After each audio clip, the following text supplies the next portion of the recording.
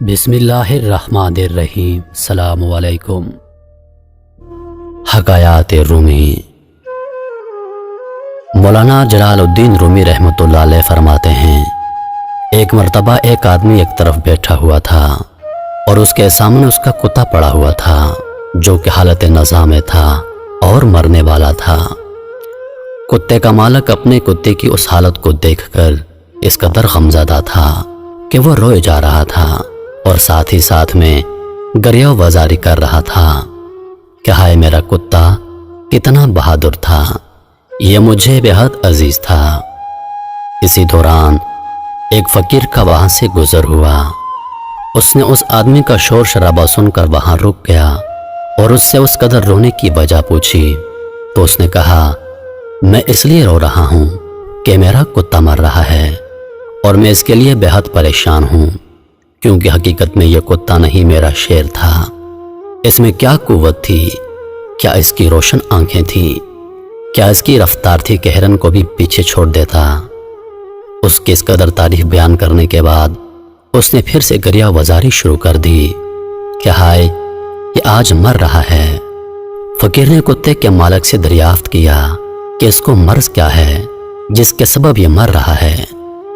اس آدمی نے جواب دیا، اسے بھوک کا مرض ہے جس کی وجہ سے یہ آج مر رہا ہے۔ میرا کتا بھوکا ہے اور آج اس کی یہ حالت ہو گئی کہ یہ زندہ نہیں رہ سکتا اور بھوک سے اس کی جان نکل رہی ہے۔ حالانکہ میرا کتا بہت صابر تھا اور بہت قناعت پسند تھا، لیکن آج جب اسے روٹی کا ٹکڑا نہیں ملا تو یہ مر رہا ہے۔ یہ کہہ کر وہ آدمی دھاڑے مار مار کر رونے لگا۔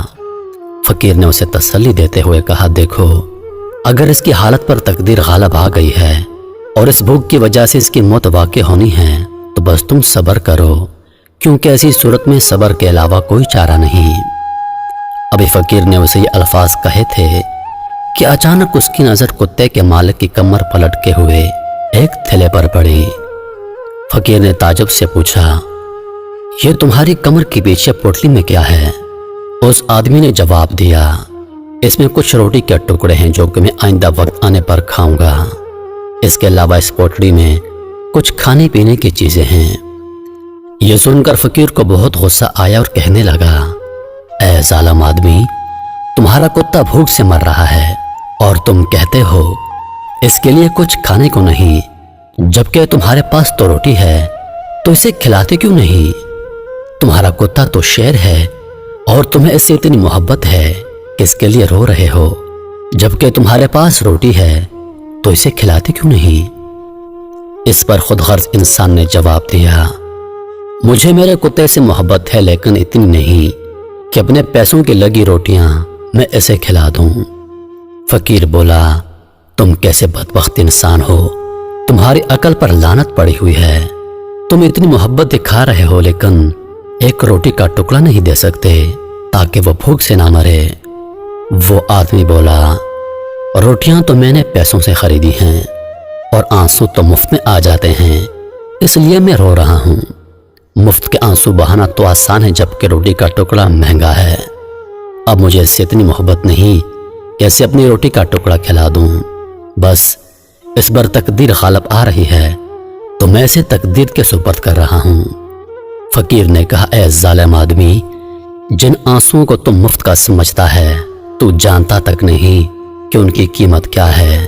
یہ آنسو انسان کے جسم اور جان کا وہ خون ہے جس کو غم اور صدمہ پانی بنا دیتا ہے، تو ان آنسوؤں کو بے قیمت سمجھتا ہے اس روٹی کے بدلے جس کی حقیقت مٹی ہے، تو اس کو اس خون سے افضل سمجھتا ہے۔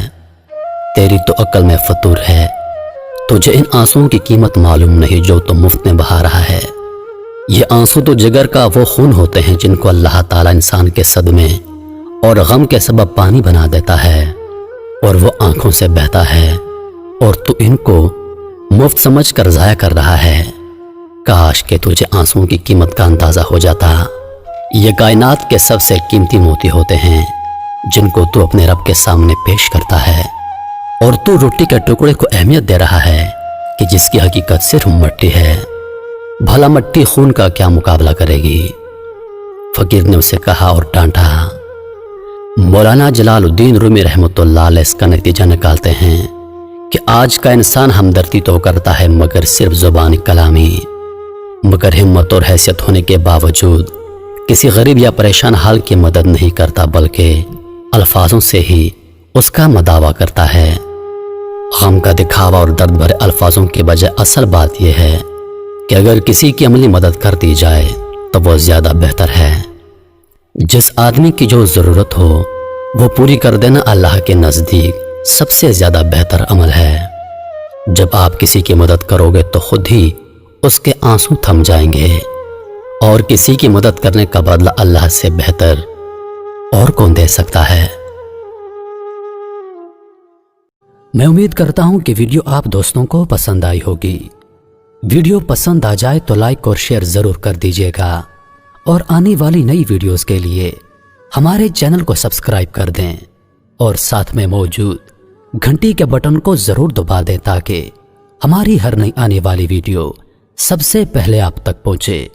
مجھے دیجیے اجازت۔ سانسوں نے وفا کی تو اگلی بار ایک اور ویڈیو لے کر آپ کی خدمت میں حاضر ہوں گا۔ تب تک کے لیے خدا حافظ۔ اللہ پاک آپ سب کا حافظ و نگہبان۔ ہنستے رہیے اور ہمیشہ مسکراتے رہیے۔